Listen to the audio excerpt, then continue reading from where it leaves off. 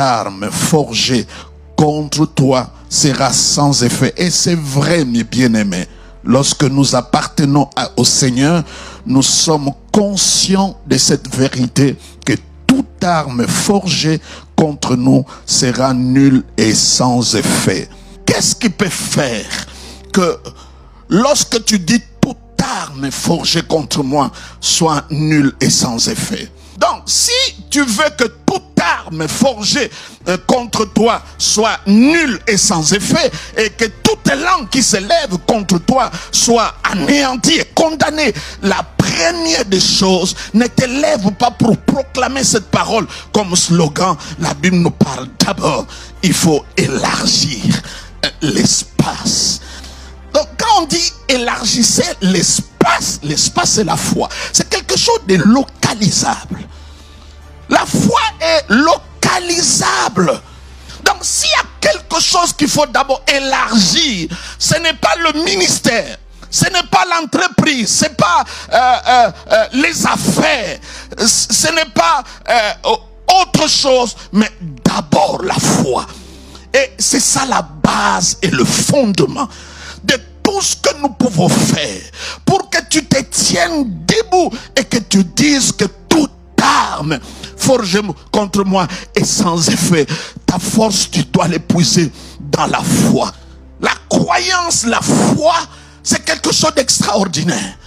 La Bible dit, sans la foi, il est impossible de plaire à Dieu. Donc, s'il y a quelque chose, le moyen le plus rapide, si je veux plaire à Dieu, c'est la foi. Quand Dieu entre en contact avec moi, la première des choses qu'il regarde, c'est la foi. Abraham, c'était le fils d'un féticheur. Dès qu'il a cru, la Bible dit, Dieu l'a imputé la justice. C'est ça qui change le comportement. Donc, la foi, la croyance, bien aimé, c'est localisable. C'est aussi mesurable. Combien de fois Jésus-Christ n'a pas dit homme de peu de foi? C'est mesurable. On peut mesurer la foi. La cible de l'ennemi, c'est la foi. Quand il attaque le mariage, il va atteindre la foi. Quand il attaque la santé, il va atteindre la foi. Quand il attaque le travail, il va atteindre la foi. Parce qu'il sait que sur le terrain de la foi, toi, tu vas le vaincre. La Bible dit, résistez-le avec une foi ferme. Il fuira loin.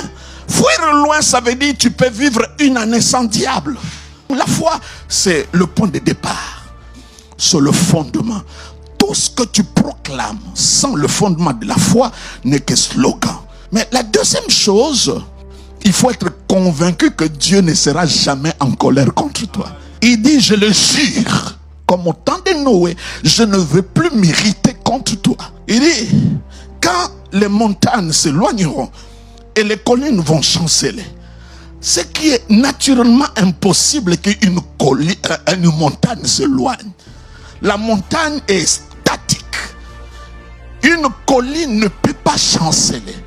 Il dit, si toutes ces choses-là stables, il peut y arriver par concours de circonstances et catastrophes naturelles, que ça soit secoué ou ça s'éloigne. Mais il y a une chose qui ne pourra jamais s'éloigner ni chanceler. Il dit, mon amour pour toi. Il dit, si cela est possible que les montagnes s'éloignent et que les collines chancellent, il y a une chose qui restera stable malgré tout ce qui peut arriver, mon amour pour toi. Le dernier point, verset 14. Ces trois points sont importants. D'abord la foi, deuxièmement l'amour de Dieu, et le dernier, il dit, tu seras affermi dans la justice. Quand nous parlons de la justice, c'est l'œuvre parfaite, totale, complète du Christ. Les châtiments qui nous donnent la paix, tu dois être affermi à ces choses. Jésus-Christ est mort pour moi.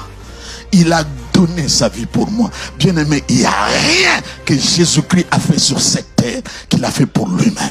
Tout ce qu'il a fait ça pour nous.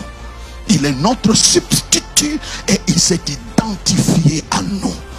Tu dois être affermi dans ces choses. Et quand, mes bien-aimés, ta foi est bâtie, construite, et quand tu comprends que Dieu n'est pas fâché contre toi, que Dieu t'aime, et que tu réalises que l'œuvre de Dieu s'est accomplie à ta faveur, là tu peux t'élever. Toute arme forgée contre moi sera nulle et sans effet. Que Dieu bénisse.